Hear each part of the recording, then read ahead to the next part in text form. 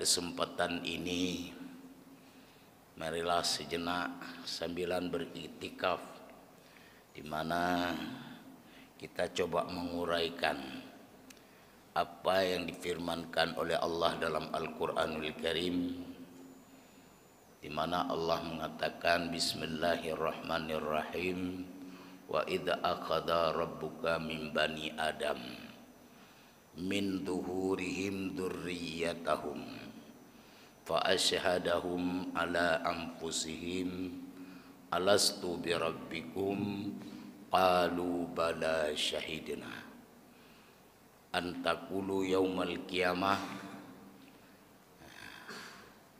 inna kunna an hadza ghafilin. Sadaqallahul azim.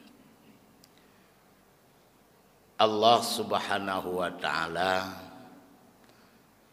mengatakan dalam Al-Qur'an, ingatlah saat kami mengeluarkan dari tulang belakang, yaitu tulang sulbi bapak kita. Allah Subhanahu wa taala mengatakan saat mengeluarkan kita dari tulang sulbi bapak kita, yaitu anak cucu Adam dan keturunannya. Pada saat itu Allah mengatakan kepada malaikat, fa asyhadahum ala anfusihim, maka kami persaksikan di hadapan seluruh para malaikat. Lalu Allah mengatakan, alastu birabbikum, kapan itu diucapkan oleh Allah? Saat wanafah, yaitu saat ruh kita sudah ditiupkan ke kandungan seorang ibu. Fanafahtu, itu kalau berukuran dalam 4 bulan 120 hari Allah memasukkan ruh ke dalam kandungan ibu kita setelah keluar dari tulang belakang, yaitu tulang sulbi. Allah mengatakan, alastu birabbikum, bukankah aku ini Tuhan kamu?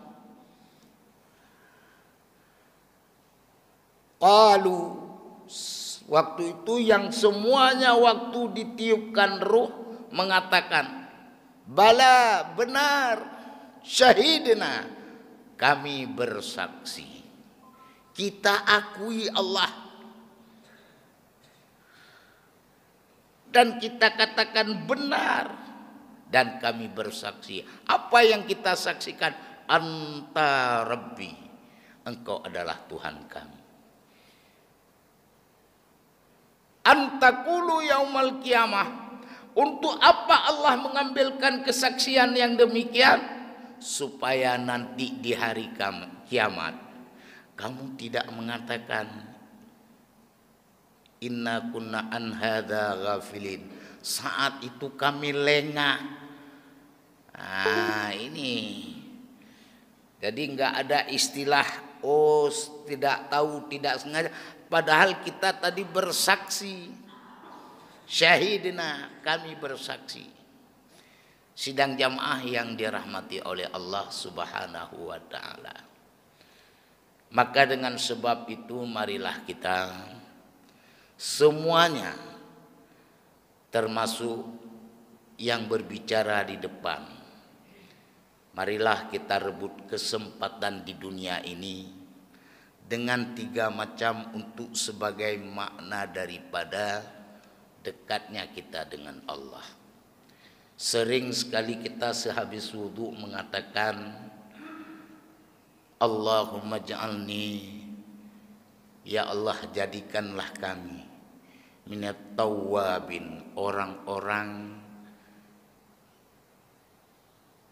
yang maksud tawwabin itu taubat, golongan orang-orang yang bertaubat. Waj'alni minal mutatahhirin, dan jadikanlah kami orang yang mensucikan diri. waj'alni min ibadikas salihin, dan jadikanlah kami golongan hambamu yang saleh. 3 perkara ini. Taubat.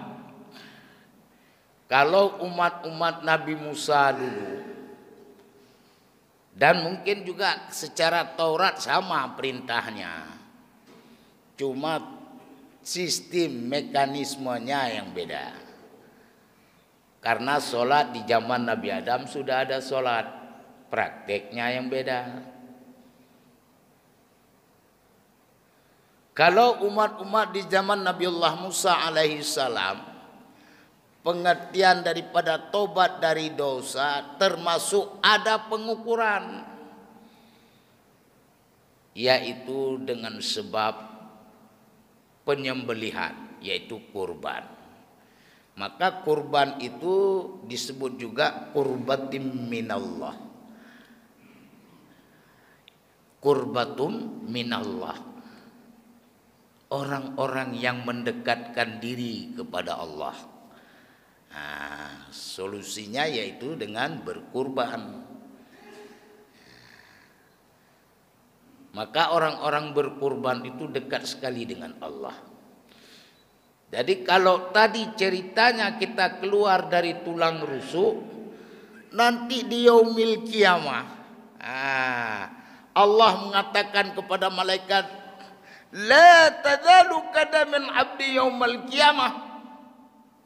Allah mengatakan, jangan kau biarkan hambaku hari ini berjalan kaki, itu hari kiamat. Baligh kabuhum ala najaibihim, naikkanlah mereka di atas kendaraannya.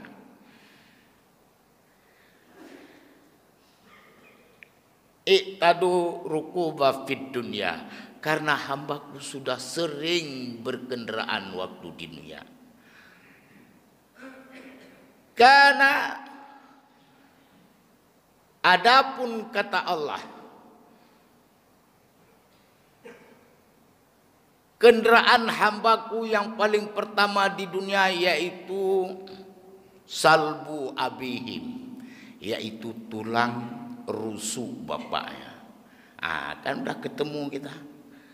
Keluar dari sini, kendaraan pertama kita di dunia salbu abihim, yaitu tulang sulbi bapaknya.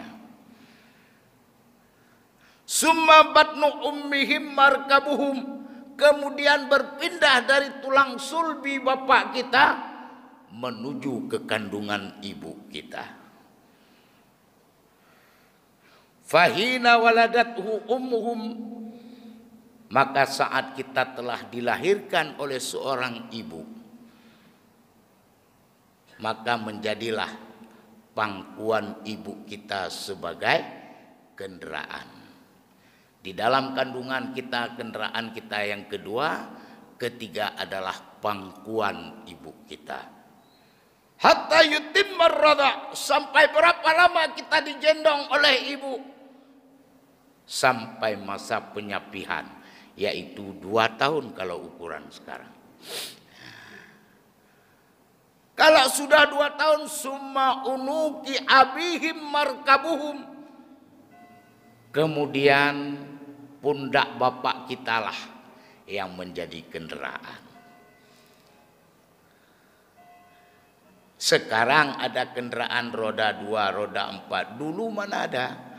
Mau kemana saja orang tua kita pergi pulang ke tempat nenek kita, ya kita yang namanya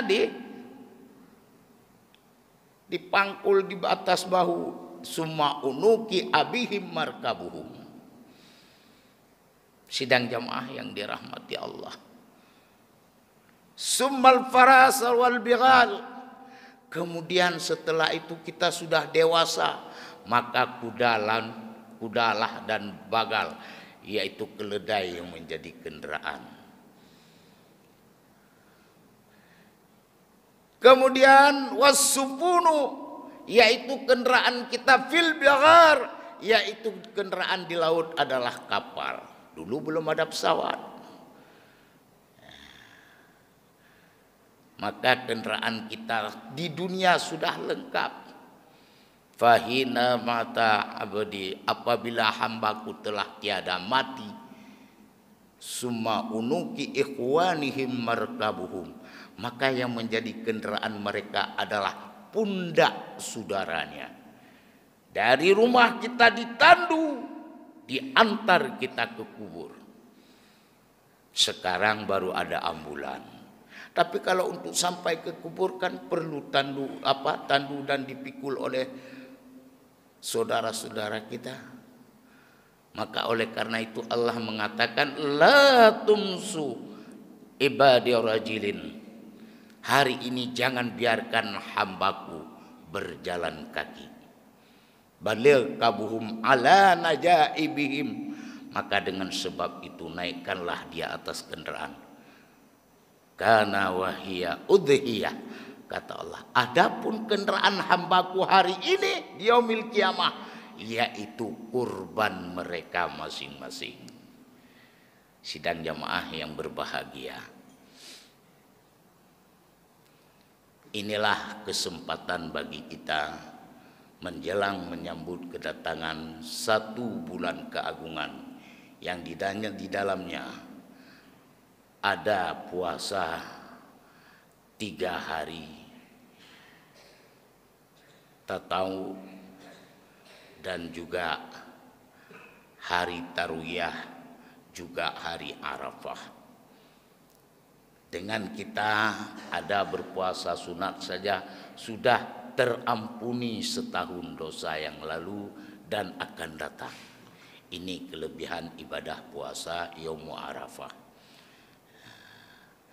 Tetapi kalau kita memiliki kendaraan yaitu berkurban, silakan. Nabiullah Ibrahim alaihissalam setiap tahun berkurban sampai malaikat mengujinya, memohon izin kepada Allah untuk berkunjung kepada Nabiullah Ibrahim alaihissalam.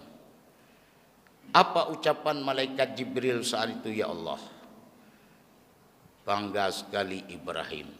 Dia mendapat peringkat seorang rasul, kemudian mendapat perangai yang halim. Dia juga seorang raja yang memiliki kekayaan yang banyak. Berikanlah keizinan aku berkunjung kepadanya. Allah mengizinkan, menjelma menjadi manusia. Saat itu datang sebagai orang tua di hadapan Nabiullah Ibrahim dengan memuji banyak sekali ternak. Apa ucapan Nabiullah Ibrahim alaihissalam? Ini bukan milikku. Malaikat yang berperan sebagai orang tua bertanya, lalu milik siapa? Semuanya milik Allah. Hanya sementara, untuk sementara Allah menitipkan kepadaku. Di nanda kekayaan Nabiullah Ibrahim tidak pernah mengakui bahwa miliknya. Kan lagi kita nyong 2 boh 5 tibo gede. Nah, ini tapi Nabiullah Ibrahim begitu banyak ternaknya. Ukuran ternak Nabiullah Ibrahim 12.000 ekor yang mengawali ternaknya. 12.000 ate jaga ternak pada ternak. Maka membuktikan kekayaan Nabiullah Ibrahim, setiap penjaga ternaknya yaitu anjing itu dikalungin emas. Mampat na urang kaya itu nabuh membak tak kuat anakku. Ate-ate mati. Pulang di Aceh ni ku. Karena bangsa paling besar di dunia enggak ada 2 bangsa Aceh. Di Bali dompet orang enggak hilang. Di Aceh celeng mutiji gado. Ini persoalan. Saya yakin kalau sempat Allah menguasai akan uang pada malaikat, pempeng malaikat mencok lewat Aceh. Nyam tak gakai urang ku. Tapi Nabiullah Ibrahim alaihissalam punya kekayaan begitu hebat. Diucapkan oleh orang tua tersebut, berikanlah aku seekor. Jangankan 1, seluruhnya aku memberikannya. Karena ini bukan milikku, kata Nabiullah Ibrahim. Tetapi ada syarat. Apa syaratnya?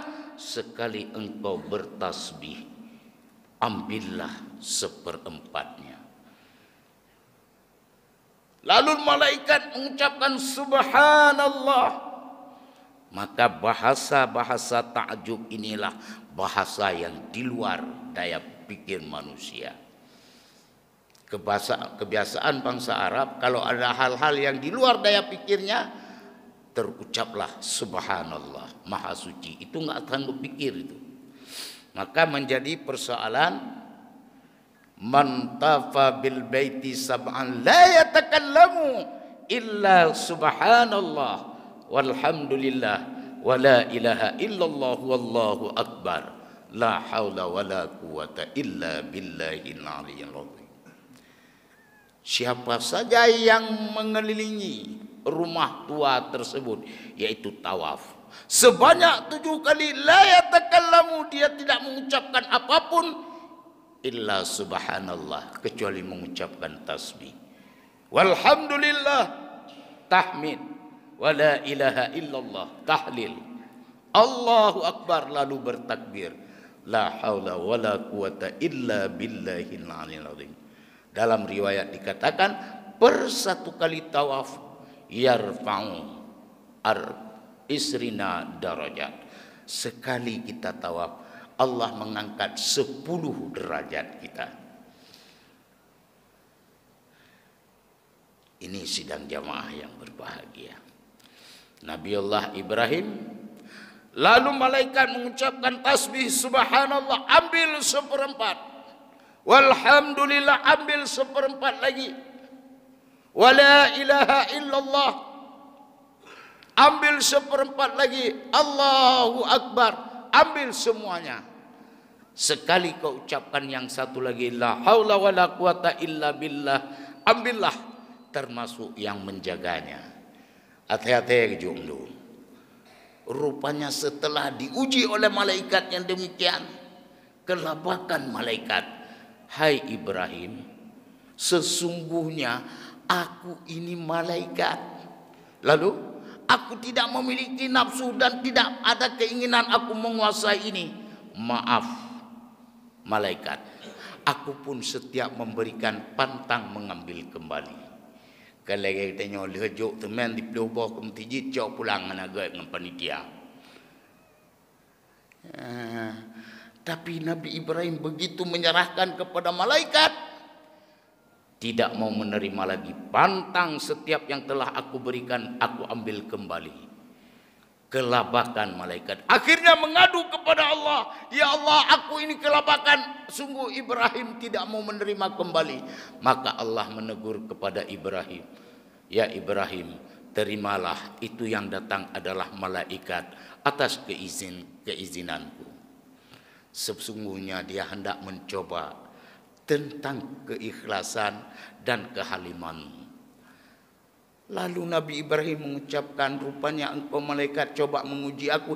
Jangankan harta ini yang dititipkan oleh Allah, sekiranya Allah mengaruniai aku seorang anak, diperintahkan untuk aku kurbankan di jalannya, niscaya aku lakukan. Pada saat itu Nabiullah Ibrahim berumur 120 tahun. Siti Sarah 90 tahun. Masa menopause sudah berkali-kali. Tetapi ucapan Nabiullah Ibrahim saat itu, sekiranya Allah mengaruniai aku seorang anak, lalu diperintahkan untuk aku kurbankan, niscaya aku lakukan.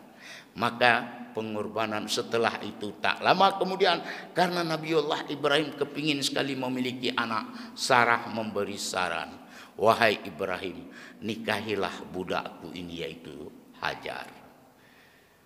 Lalu dimerdekakan oleh Nabiullah Ibrahim, lalu dinikahkan akan Hajar. Tak lama kemudian, singkat cerita sidang jamaah, Siti Hajar hamil. Kecemburuan pun meningkat pada Siti Sarah. karena kecemburuan, karena sudah hamil Siti Hajar, sampai diperlakukan akan Hajar oleh Sarah, yaitu melobangi tempat kerabu, tempat giwang, berhumpunyung supaya bek galak le Nabi Ibrahim. Rupanya begitu dipakai giwang ataupun kerabu, bertambah cantiklah Siti Hajar. Akhirnya kecemburuan itu memuncak. Apa ucapan Hajar Sarah? Ibrahim, pisahkanlah aku dari Siti Hajar. Nah, inilah ceritanya sidang jamaah. Akhirnya tak lama kemudian melahirkan Siti Hajar, lalu berangkatlah ke lembah yang disebut Bakka, yaitu Mekah. Ini sidang jamaah yang berbahagia. Maka tak kala sudah besar Ismail, Allah mengatakan kepada Ibrahim, hai Ibrahim, sesungguhnya engkau punya janji denganku. Jika engkau aku karuniaikan seorang anak, aku perintahkan untuk berkurban. Sesungguhnya engkau melaksanakannya. Inilah disebut dengan kurban nazar. Jadi tenyo yang nana menazar, kalau ada berkurban tidak boleh mengambil dagingnya, tidak boleh makan. Oh, kalau kurban sunat boleh ambil hak sepertiga, boleh makan lagi. Sunat lagi mengorbankan atau menyembelih di rumah sendiri. Oh, kata juga Bapak dia, nah masalah hadis yang perlu kita katakan ada hak sunatnya. Nah, maka oleh karena itu marilah kita sama-sama berkurban, karena nilai kurban itu sangat baik di sisi Allah. Karena itu salah satu juga makna kurban adalah kedekatan. Artinya adalah penebusan diri. Kemudian oleh karena itu, bagi orang-orang yang tidak mampu berkurban, maka ada solusi, yaitu dengan beribadah puasa sunat. Tetapi jangan puasa hari Yaumun Nahar, hari 10 ataupun hari raya, itu enggak haram berpuasa. Yang ingin Ustadz sampaikan, berkurban ini kalau nazar tidak boleh mengambil apapun. Kalau sunat ambillah sepertiga, sepertiga hadiah, sepertiga untuk sedekah. Nilai berkurban bagi orang-orang yang mampu diancam jika tidak berkurban. Man kana sa'atan lahu falam yudahi fala yukarribanna musallana. Kata Rasulullah, jika aku tahu, jika orang-orang sudah berkemampuan untuk menunaikan kurban, lalu dia tidak tunaikan kurban, jangan dekat ke tempat sajadah ataupun ibadah kami, musalla kami. Dalam hadis lain Rasulullah mengatakan, man kana sa'atan lahu falam yudahi falyamut wa insya yahudiya wa insya nasraniya. Apabila ada orang-orang yang sudah berkemampuan untuk menunaikan ibadah kurban, lalu dia tidak mau berkurban, mati sebelum berkurban, biarlah keadaan matinya seperti matinya Yahudi ataupun Nasrani. Ini sidang jamaah yang berbahagia, karena yang telah membatalkan hukum Taurat, maaf, adalah orang-orang daripada Nasrani. Tidak berkurban lagi, mereka cukup dengan mengorbankan Yesus. Maka oleh karena itu sidang jamaah yang berbahagia, baru satu masalah saja kita sampaikan, menyangkut persoalan taubat. Kemudian masalah mutatahhirin, waj'alni minal mutatahhirin. Insyaallah singkat saja, kita mohon kepada Allah, semoga kita ini menjadi orang-orang yang suci. Apa makna kesucian? Setelah kita bertaubat, lalu kita mencari kesucian, artinya lahir dan batin. Maka hebat sekali orang-orang yang mensucikan diri. Qad aflaha man tazakka wa dzakara asma rabbih fasalla. Beruntunglah orang-orang yang mensucikan diri, yaitu orang yang selalu dekat dengan Tuhannya dan menegakkan sholat. Ini sidang jamaah yang berbahagia. Kalau kita sudah mendekatkan diri kepada Allah, lalu menegakkan solat, karena solat ini hebat. Hebat solat. Dalam ayat Allah mengatakan, wa qala Allahu inni ma'akum la in aqamtumus shalah wa ataitumuz zakah wa amantum bi rusuli wa azzartumuhum wa aqradtumullaha qardan hasana. Allah sendiri yang mengatakan, sesungguhnya aku berserta kamu. Siapa mereka? La in aqamtumus shalah, orang yang selalu menegakkan salat. Wa ataitumuz zakah, yaitu orang-orang yang menunaikan zakat. Wa amantum bi rusuli, yaitu orang-orang yang beriman kepada rasulku. Wa azzartumuhum, engkau bantu akan rasulku. Wa aqradtumullaha qardan hasanah, yaitu orang-orang yang mengutangkan aku di jalan Allah. Yaitu mengutangkan Allah artinya membelanjakan harta di jalan yang diridhainya. La ukaffiranna ankum sayiatikum wa la udkhilannakum jannatin tajri min tahtihal anhar. Inilah kehebatan dari apa yang diperintahkan oleh Allah. Allah menghapuskan seluruh dosa kita dan memasukkan kita ke dalam surganya. Yang terakhir yaitu waj'alni min ibadikas salihin. Ini sering semua kita ucapkan, yaitu saat sehabis wudu. Jadikanlah kami seorang orang yang saleh. Predikat orang yang saleh yaitu mendapat jawabannya saat Rasulullah berisra dan mi'raj. Setelah at-tahiyatul mubarakatus salawatut taibatu lillah, lalu Allah menjawab assalamu alayka. Assalamu alayka apa? At-tahiyatul mubarakatus salawatut taibatu lillah. Itu ucapan Rasulullah. Salam dan kesejahteraan serta kebaikan atasmu wahai Allah. Lalu Allah menjawab, assalamu alayka ayyuhan nabi wa rahmatullah. Salam sejahtera kembali kepadamu wahai nabi-nabiku. Lalu Rasulullah tidak cukup dengan pujian atas dirinya. Assalamu alayna wa ala ibadillahi shalihin. Salam kembali dan kesejahteraan atas hamba-hambamu ya Allah, yaitu orang-orang yang saleh. Inilah predikat yang mendapat dari Isra dan Mi'raj. Kalau kita memperoleh kesalehan, insya Allah kita menyandang predikat salam dari Isra dan Mi'raj. Maka oleh karena itu sidang jamaah yang berbahagia, kesalehan ini merupakan salah satu daripada harapan yang tidak lain adalah untuk kita kembali kepada Allah. Karena dikatakan dalam satu hadis, kharajna ma'a Rasulillah li janazati Sa'ad bin Mu'ad. Kami, kata Al-Ansari, keluar bersama Rasulullah hendak menguburkan sahabat kami yaitu Sa'ad bin Mu'ad. Falamma daffaina ausaina alaihi turab, manakala kami telah menggebumikan akan Sa'ad bin Mu'ad dan kami ratakan tanah dengan kuburnya. Fajalasa Rasulullah fi kabri, Rasulullah duduk di samping kubur Mu'ad tadi.